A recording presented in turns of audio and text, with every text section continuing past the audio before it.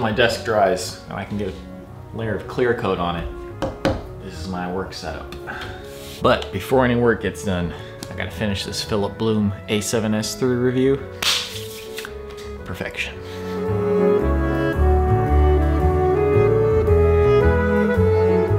Okay, so this is my setup, temporary. Hopefully I can get my desk back up in the next day or two. This week, I need to get that panel ready for Saturday. The thing is, I just wanna make it good. I don't want it to suck. Like, I can talk about video games for an hour, and that may or may not be interesting, but I wanna at least have like a good, solid 10 to 20 minutes of actual, real good material. I think I can do it, but right now I need to go for a run.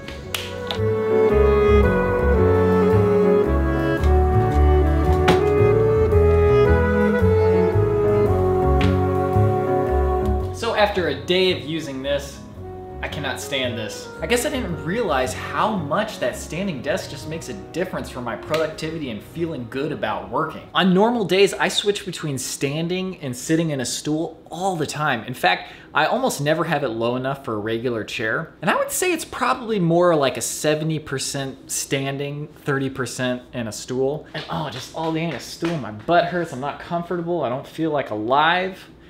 I have a solution though. Now, the fumes are a little bit strong in here, but I'll leave the windows open. Hopefully I should off gas in the next day or two. But man, I need a desk, you know what I'm saying? Okay, let's repopulate this and get on with our lives.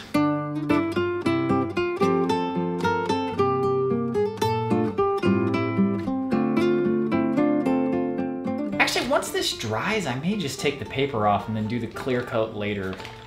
Anyway, beautiful desk now. Oh man, thank you, Brendan, for cutting this for me. This is a long time coming, and it's fantastic. And oh man, those mosquito bites really itch. Holy cow, where did they come from?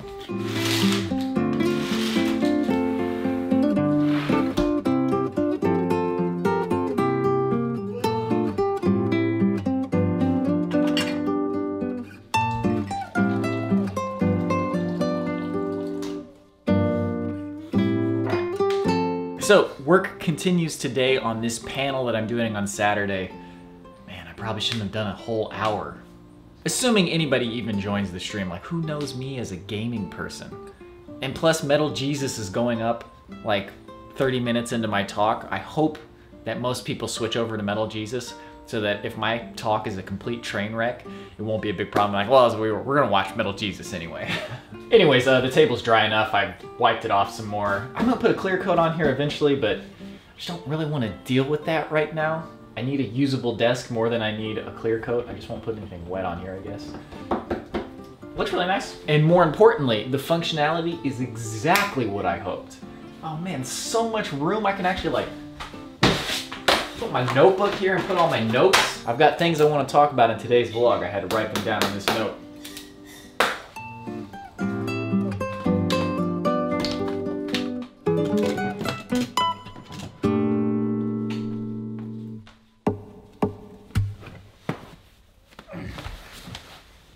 Time for a run. Can't do good work if your physical condition is not good. So I'm going to maintain my physical condition. Holy cow, the mosquito bites. Oh, the mosquito bites.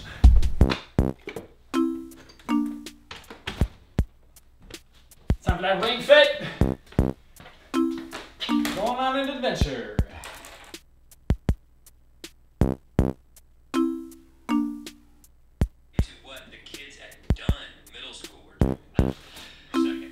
Okay, I think the talk is coming along pretty well. I just want it to be good. I'm probably spending way too much time on it. But it's alright, I don't have anything else to do right now. The last thing I would want is for people to feel like they wasted their time. Oh, why are pistachios so addictive, man?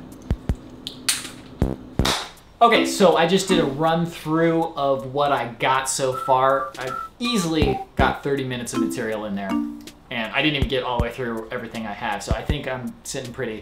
And also, I'm pretty sure I'll be able to just talk as I go and then constantly think of new memories to talk about. So I think it'll be okay. I'm gonna give it one more day to finish everything up and then round everything out, make sure I got a complete like list of stuff I want to talk about and all the video clips I want to show. And I think I'll be good. I feel much better about it now. I'm glad I gave myself enough time to actually prepare for it.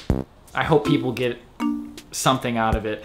I certainly love looking at just like old clips and pictures from like old video game stands, so I think people will appreciate some of the stuff that I got in there, because I got pictures of my gaming setup from like 2006 and what it looked like in Japan in 2006. It was cool. Anyways.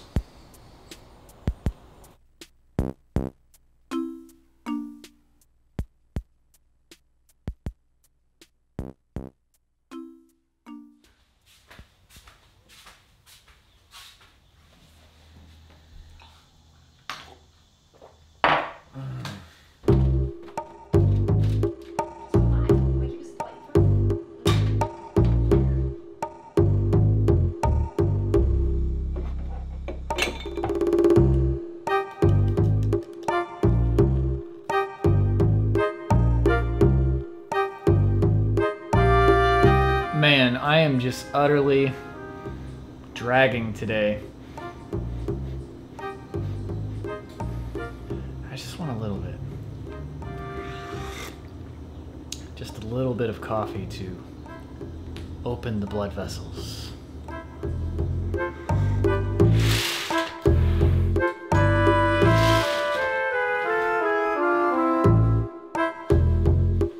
So at first I was trying to keep up with the lawn and just use the manual mower, but that's impossible. You have to mow the lawn almost every day. So then I decided I'm just not even gonna mow the lawn. And after like a month, these two kids came over with their riding lawn mowers. They each had one and they just, and now it's been another month and the nephews are visiting. So I've been forced to mow the lawn so that they have a lawn to play in. Oh, woe is me. Woe is me, no.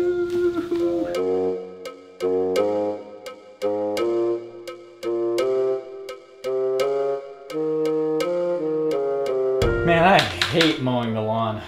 Oh, whose idea was that to have lawns? Oh God, it's so stupid. It's such a waste. I just don't understand. It's good for kids to play in, I suppose, which is why I'm doing it. Come on, man. Come on.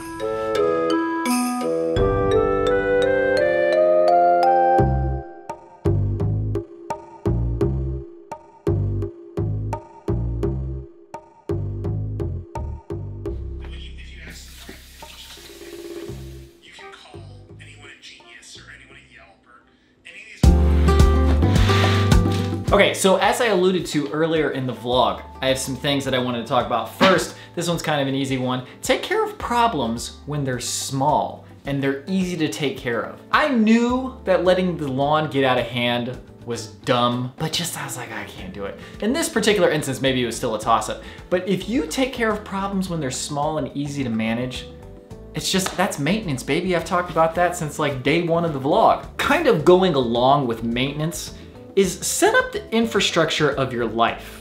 You know what I mean? You don't have to do the plumbing in your house every single day. It's just set up and it's taken care of and you can take it for granted. You gotta get those like systems in your life set that you have to do every day so that you don't have to remake them every single day. For me, the most relevant thing is that my workflows are all set up. I make it so that everything is turnkey. I don't have to worry about getting hard drive space freed up. Don't have to worry about any of that stuff, so I can just go every day. You do that work ahead of time, get your setup and your workflow set up. So that way, every day you can just spend all your time on the actual product, not on the tools to make the product. Does that make sense? An obvious example is like having a place for your keys. But kind of the caveat to this is that if you don't have any problem building the infrastructure every single day, and it's not a time-consuming thing and it doesn't become a problem, you don't need to build the infrastructure. Like keys, I rarely lose my keys for more than 30 seconds. But even then, if I just had a proper place for my keys, I would never have to think about that again and it'd just be done. I should really do that. Now that Adventure Archives has surpassed 100,000 subscribers, from looking at the sheer amount of people that we have on there, and when I actually delve into the comments, a kind of pattern has seemingly emerged that I see all over the internet. Everybody wants to tell you how you should be doing things, and how you should act, and what you should do, down to simple stuff like, I don't like your music choices. It's like, yeah, that's the point. If you don't like the music choices, that means it's not for you. That doesn't mean you should tell me and ask me to change it. I have already chosen the music to the point of where I think it's best. So telling me that you don't like the music is not going to get me to change it because I was already doing what I thought was best. But I don't want to linger on that specific aspect. Who cares? Like, I've got 100,000 subscribers on YouTube.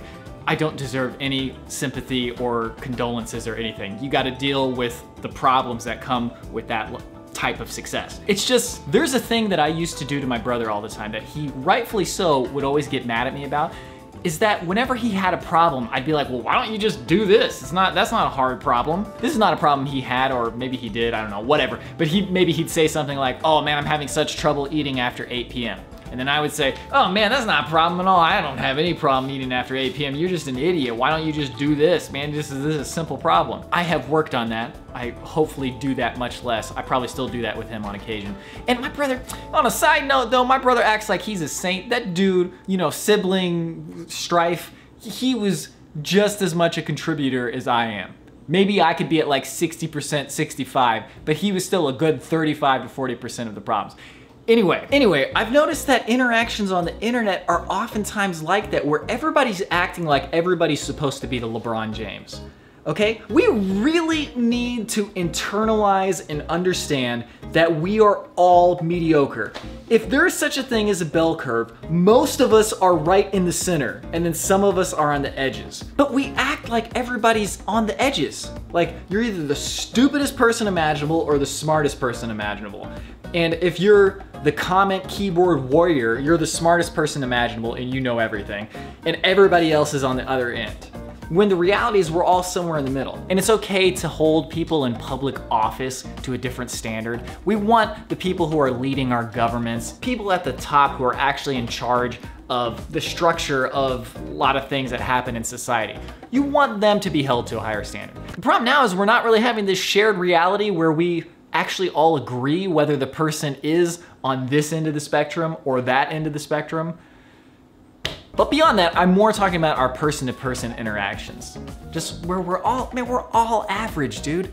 We might have our highs and our lows in certain categories, but that is the definition of average, is that most of us are there. And the internet is no longer a separate thing, okay? It is real life. Just because it still kind of feels separate because it's through an interface, it's people interacting with people. We've got to find some way to stop acting like everybody else is the biggest idiot because they're doing something differently than the way you would do it. Or acting like they're the biggest idiot because they are doing something stupid, but maybe they're just not at the level yet. Maybe you could help them get up there instead of just saying, like I did to my brother, just be like, yo, you're an idiot. You should just have this problem fixed. Anyways, maybe I'll get more in depth with that with my mother on a podcast sometime, but, and I guess maybe part of this is just I don't like people telling me what to do. And I mean, we could analyze the psychology of that. I'm pretty sure that most people who are either telling other people what to do and how they should do it and how they should live, and also telling them that they're just idiots for not doing it their version of the right way, I imagine that they don't have much control in their own life and feel like they actually have a degree of success. So it's easier to have some sympathy for that when you look at it that way. Anyways, that's gonna do it for this incredibly mundane vlog. Thank you for watching. I'll see you in the next one.